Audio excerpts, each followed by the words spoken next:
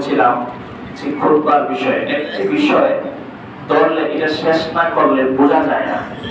একটা বিষয় শুরু থেকে কতক্ষণ বলার পরে এটা শেষ না করলে এটা সম্পূর্ণভাবে স্পষ্ট হয় না আসলে কি হুজুরে বোঝাচ্ছে, আমরাই বা কতটুকু বুঝলাম। এজন্য আসুন খুতবার বিষয়ে নানান প্রশ্নের উত্তর দেওয়ার আগে, শোনার আগে, বোঝার আগে খুতবার মধ্যে কি আছে একটু বাংলায় পড়ে নিয়ে কি বলেন?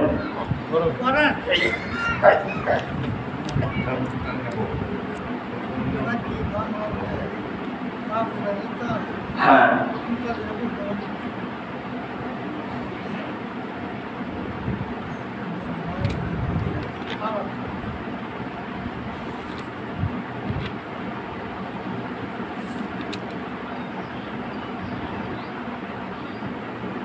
হাদিস শরীফ কোরআনের মধ্যে আছে যে হ্যাঁ মুমিনগণ, যখন নামাজ জুমার নামাজের জন্য তো আযান হয় তখন তোমরা ক্রয় বিক্রয় সাংসারিক কাজকর্ম এগুলো পরিত্যাগ করো, আল্লাহর জিকির এবং নামাজের জন্য নামাজের দিকে খুতবার দিকে দাবিত হও। যদি তোমরা বোঝো তবে ইহা তোমাদের জন্য হবে অতি উত্তম। হাদিস শরীফ সহিহ হাদিসে বুখারীতে আছে যে ব্যক্তি জুমার দিন গোসল করিয়া যত সম্ভব পাক সাফ হইয়া চুলে তৈল মাইখা এবং খুশবু ব্যবহার করিয়া জুমার নামাজের জন্য যাইবে এবং মসজিদে প্রবেশ করিয়া কাউকে তার জায়গা হইতে না উঠাইয়া সে যেখানে স্থান পায় সেখানে বসে যে পরিমাণ নামাজ তাহার ভাগ্যে জোটে তাহা পড়ে, তারপর ইমাম খুতবা দিবার সময় চুপ করিয়া খুতবা শুনে, তাহার গত জমা হইতে এই জমা পর্যন্ত যত সগীরা গুনাহ হয়েছে সবগুলো মাফ হয়ে যাবে। সুবহানাল্লাহ। কথা বলছেন আর বললাম না, রিপিট করে। দ্বিতীয় নাম্বার হাদিস, শরীয় গোলাম স্ত্রী লোক নাবালেগ ছেলে এবং রুগ্ন ব্যক্তি ব্যতীত প্রত্যেক মুসলমানের উপর জুমার নামাজের জামাতের সহিত সহিহ পড়া ফরজ এবং আল্লাহর হক। যে ব্যক্তি আলস্য করিয়া 3 জুমা তরক করে আল্লাহ তাআলা তার উপর নারাজ হইয়া যান এবং তার অন্তরে মোহর মারিয়া দেন, তার অন্তরটা মরীচিকা হয়ে যায়, নষ্ট হয়ে যায়। নাউযুবিল্লাহ। আরো আছে, যে ব্যক্তি বিনা ওজরে নামাজ ত্যাগ করে তার নাম আল্লাহর দরবারে মুনাফিকদের তালিকাভুক্ত করিয়া দেওয়া হয়। নাউযুবিল্লাহ। জুমার নামাজের জন্য পায়ে হাঁটিয়ে গমন করিলে প্রত্যেক কদমে কদমে বছর কাল নফল রোজা রাখার সওয়াব পাওয়া যাবে। হ্যাঁ, সুন্নত নফল নামাজ পড়ার সময় যদি খুতবা শুরু হয়ে যায় তবে সুন্নত নামাজ ছোট করিয়া পড়া করিবে, আর নফল নামাজ হইলে 2 রাকাত পড়া করিয়া সালাম ফিরায় নামাজ শেষ করবে। ইমাম যখন খুতবার 2 খুতবার মাঝখানে বসেন তখন হাত উঠাইয়া মোনাজাত করা মাকরুহ। খুতবা চলাকালীন সময়ে হাত উঠায় মোনাজাত করা কি মাকরুহ, অপছন্দনীয়, করা যাবে না। তবে মনে মনে দোয়া করা যায়। খুতবার মধ্যে যখন হযরতে নবী করিম সাল্লাল্লাহু আলাইহি ওয়াসাল্লামের নাম মোবারক পড়া হয় তখন মনে মনে দরুদ শরীফ পড়বে।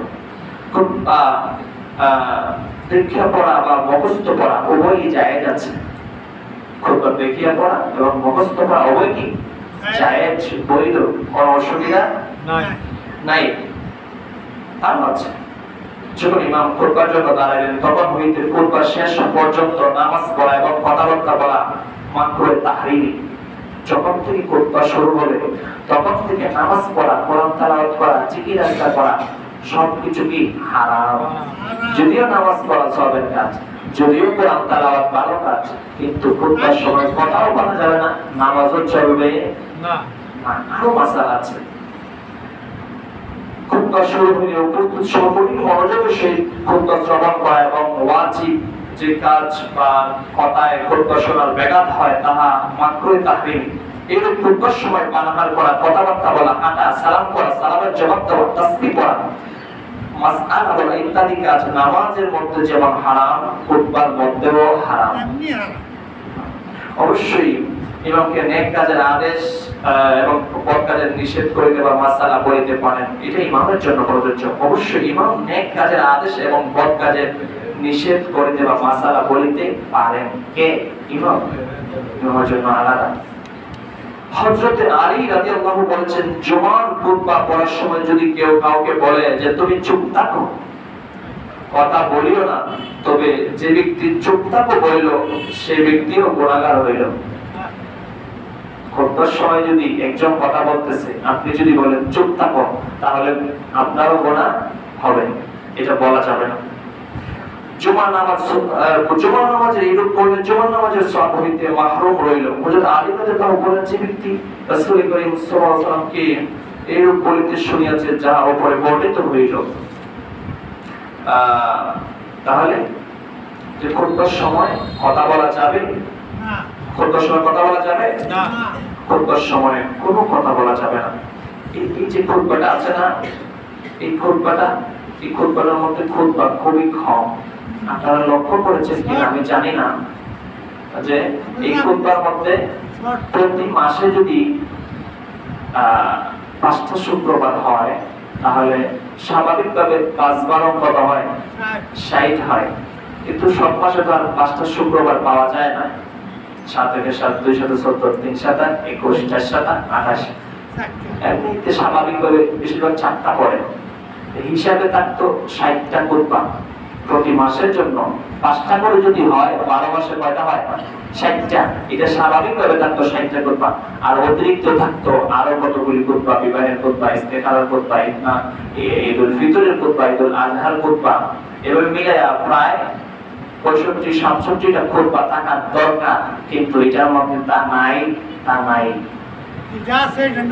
হ্যাঁ, যেগুলো আছে এগুলো খুব মানে টোটাল, এগুলো অতিরিক্ত খুতবা মিলায়া টোটাল আনুষঙ্গিক খুতবা যা দরকার না।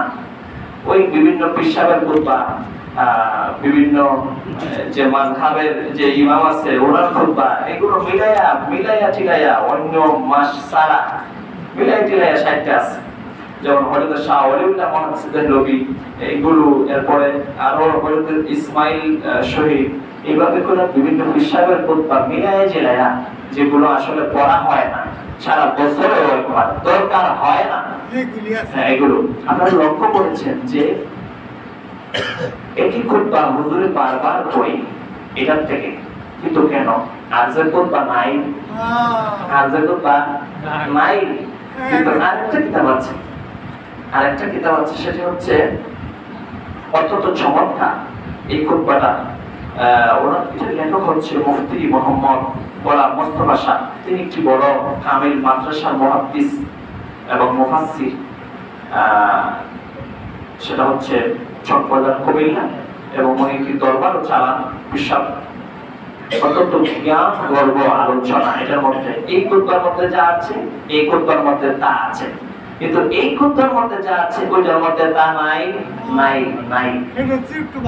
জি, এই খুতবার মধ্যে যা আছে এই খুতবার মধ্যে তা আছে, কিন্তু এই খুতবার মধ্যে যা আছে ওইটার মধ্যে তা কিন্তু নাই। কথা কি স্পষ্ট? এই জন্য এটা অন্য দৃষ্টিতে, অন্য নজরে দেখার কোনো সুযোগ সবটার মধ্যে পড়া হাদিসে ভরপুর মান আলাদা। এই জন্য আমার আলোচনা উদ্দেশ্য ছিল খুব সংক্রান্ত কিছু মাসআলা, খুতবা সম্পর্কে ছোট পড়া না বড় পড়া, এর উত্তর দেওয়ার আগে আমি এই খুতবা থেকেও কিছু আলোচনা করছি, যেটা ইকের মধ্যে যা লেখা আছে আমি হুবহু আপনাদেরকে শোনাচ্ছি। খুতবার সময় মুসল্লিদের করণীয়। ইমাম সাহেব যখন খুতবার জন্য মিম্বরে উঠবেন, ওই সময় নামাজ শেষ করা পর্যন্ত জিকির এবং সর্বপ্রকার কথাবার্তা বলা নিষেধ, কিন্তু তর্তি বলা, কাজা নামাজ পড়া যাবে। যিনি ফজরের নামাজ পড়েননি উনি নামাজ পড়তে হবে।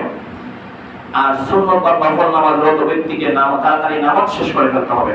দুই, যে সবকিছু নামাজরত অবস্থায় নিষেধ, খাদ্য খাওয়া, পান করা, সালাম দেওয়া, সালামের জবাব দেওয়া ইত্যাদি, এগুলো খুতবা অবস্থায়ও নিষেধ। এমনকি সৎ কাজের আদেশ, অসৎ কাজের নিষেধ পর্যন্ত ইমাম ব্যতীত অন্য কেউ করবে না।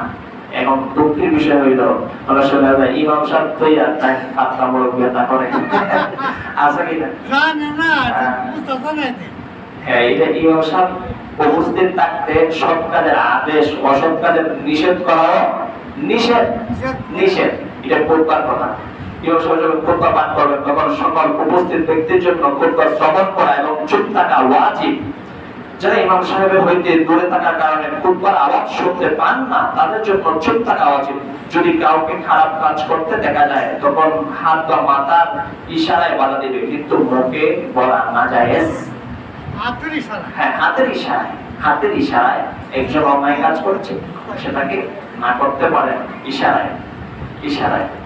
খুতবা শ্রবণ করা অবস্থায় দেখা গেল যদি অপরব্যক্তি ক্ষোভে পতিত হচ্ছে অথবা কাউকে বিচ্ছু বা কোনো কিছু ধ্বংস করতেছে, তখন বাধ্য হয়ে মুখে বলা যেতে পারে।